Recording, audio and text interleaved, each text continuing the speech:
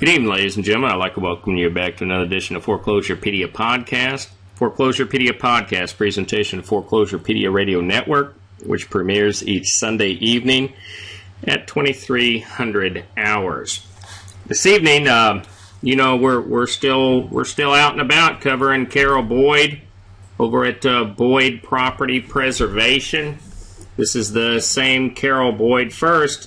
You can see a simple Google search, Boyd Property Preservation. Here's her company, and you can see that we have multiple entries now about her fraud, her defraudment of contractors, 100% wartime service-connected disabled veterans whom were defrauded, firemen, everything under the sun. Even our podcast now makes page one of Google.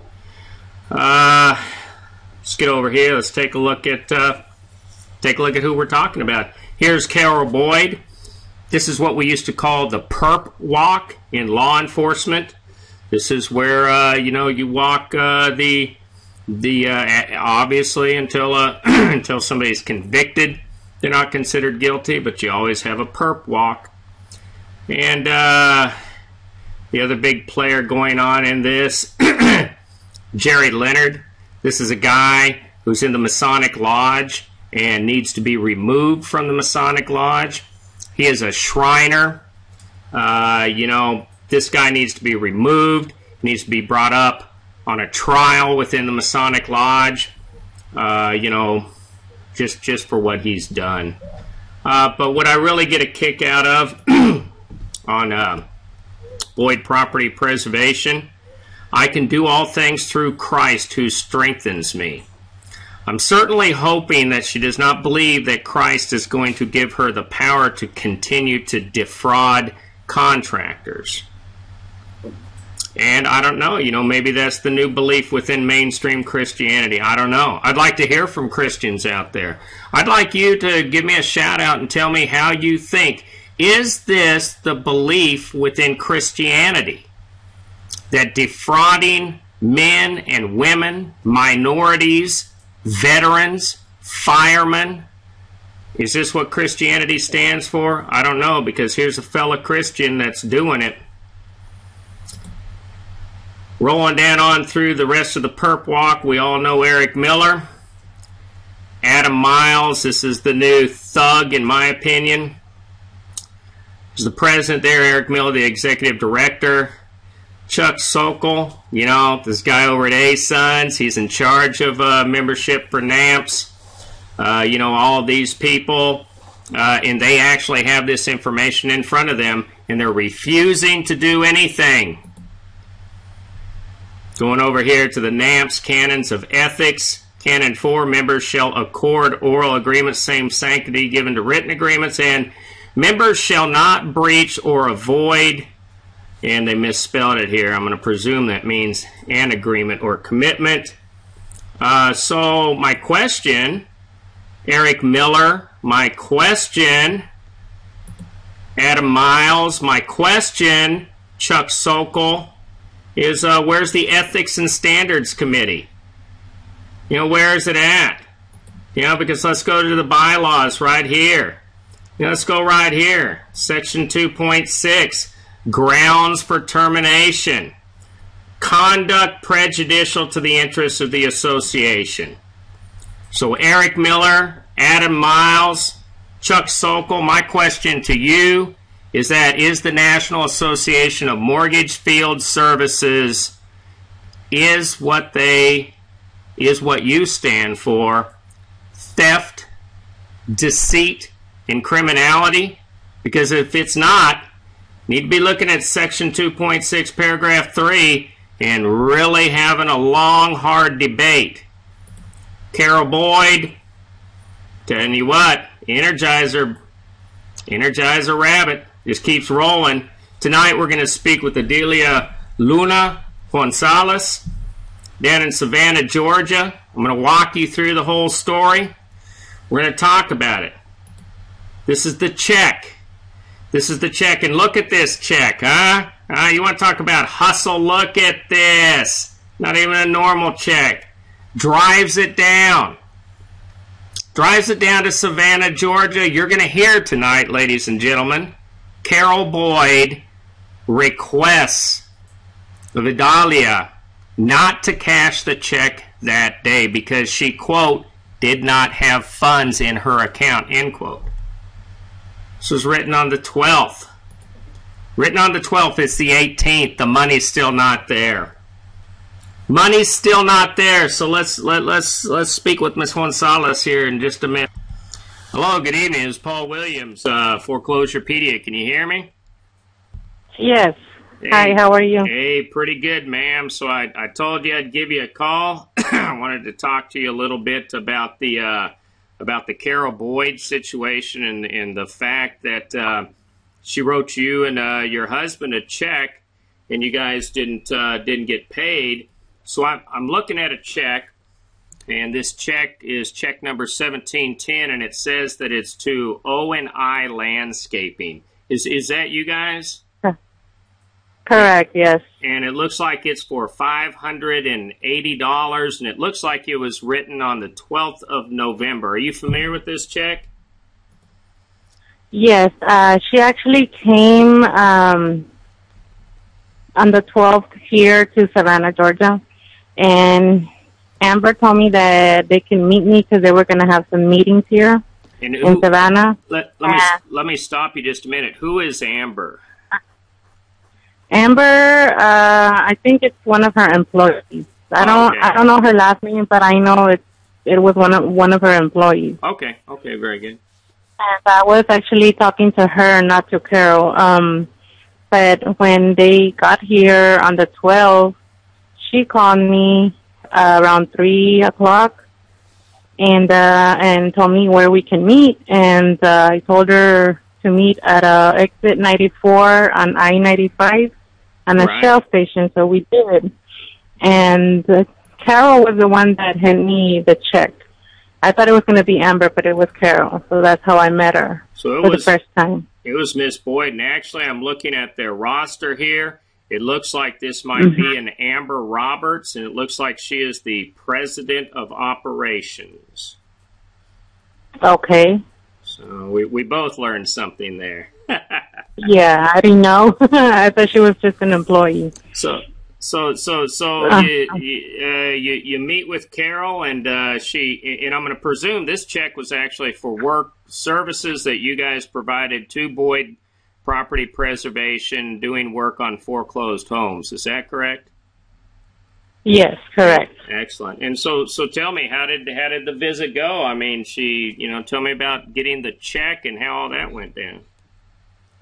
Well, she just handed me the check, and she told me not to cash it that day on the 12th, but try to cash it the next day, and because she needed to transfer some funds. Wow. So I told her okay, and I told her okay, and she said thank you and for your hard work, and I told her, well, thank you, it was nice meeting you, and I was like, as she left, I don't know, I just thought that she was hypocrite, but yeah, she did smile and all, but yeah, and that was it.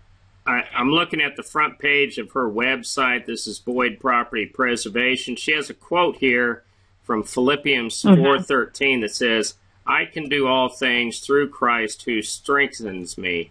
And so I personally hope that she's not thinking that she can defraud contractors through Christ. But you never know. I can't say that I know what's going on inside of her mind. I mean, who knows? But I think that's very hypocritical to put something like that on there.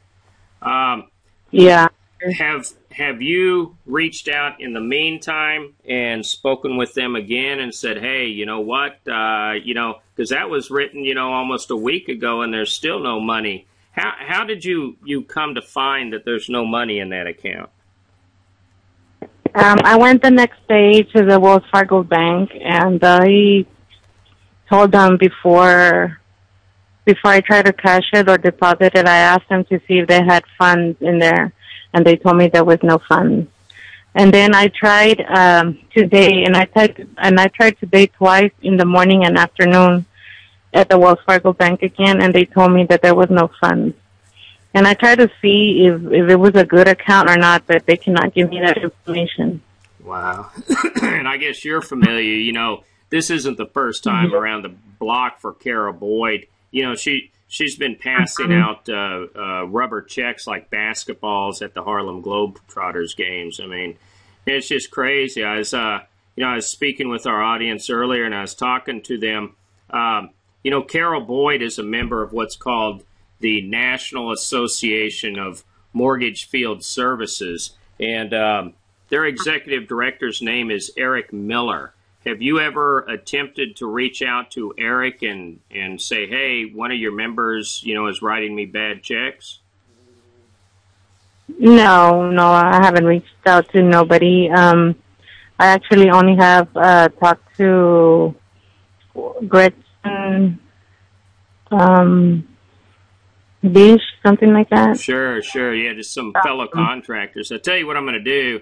I'm going to make sure that you have Eric's his direct phone number, his email, and also Adam Miles, who's their president at the National Association of Mortgage Field Services, because I would personally think that surely if you are like the premier, you know, industry trade association and you have members within your organization, he actually knows that Carol Boyd has been doing this. He's known this for almost a month now, but I think as more contractors contact him and say, hey, I think it's unfair that your members are defrauding me, you know, maybe he'll step to the plate. You know, I don't know. I can't force him to do anything, and he rarely wants to do anything except collect. And this is what a lot of people don't know. They pay him $100,000 a year to try to make folks like you go away and never say anything. But neither here nor there. Have you reached out to your local district attorney's office? No, I haven't. That may be something to look at as well. You know, I know at least here in Tennessee and any other state I've ever lived in, if I write a bunch of bad checks, I'm probably going to jail. So that might be something as well. I was also going to ask you kind of a pointed question here. You know, I get when I go back and I review all of this, I see that there is a disproportionate amount of females, and you're now the third Latina whom has come forward and said, hey, you know, we're being written bad checks. Do you feel at all that perhaps this might be, you know, either racially motivated, like, you know, perhaps because you're, you know, a Latina or Hispanic, or because you're a woman, or did you get any gut feel about any of that? Probably so, because at the beginning they would talk to my husband, and he's from Mexico. Sure. And they would always talk to him, and he was the one that actually this work order, the $560 that they should have paid us should have been $700. Really? But since it wasn't written or emailed or nothing, we they didn't pay us, because he only spoke to, I think it was a Magali Nava. He spoke to her about it, but there was nothing written, so they only paid us supposedly that amount, $560. Right. So I probably saw, you know, I'm not with me, right? But I would say for him, yes.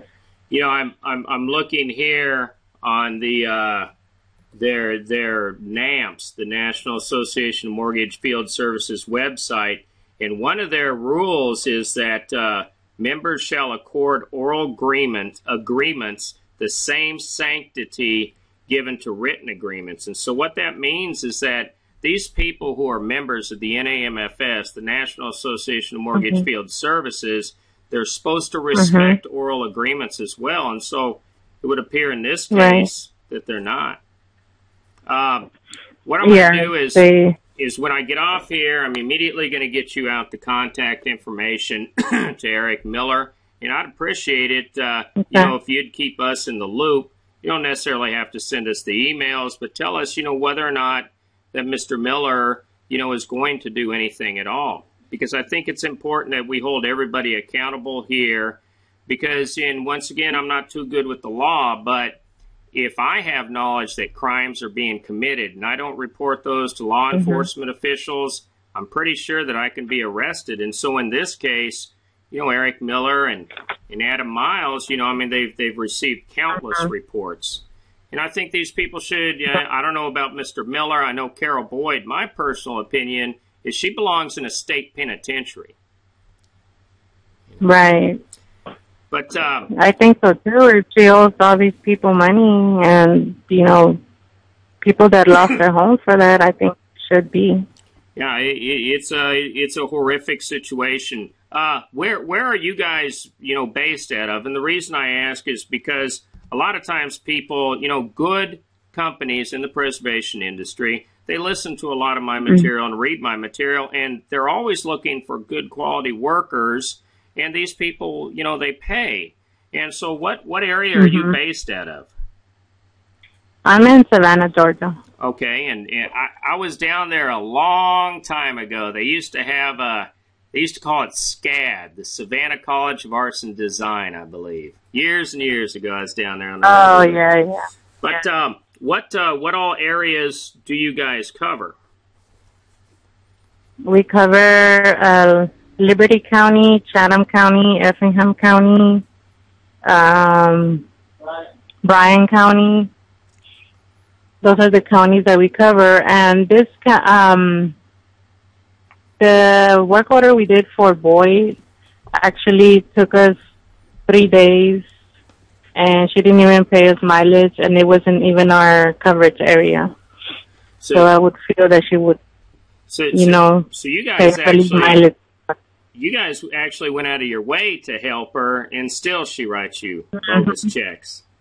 That's just crazy. Like I say, when I get off here, I'm going to get you guys out an email immediately with Miller's info. I highly recommend, because there's other contractors whom have gone to the district attorney's office. I'd say, hey, we're being written bogus checks here, and that's a crime.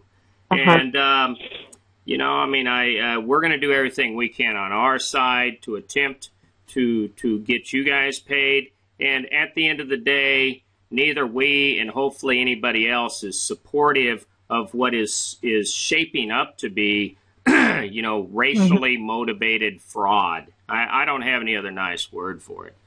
And I want to tell all my listeners out there, this is O&I Landscaping.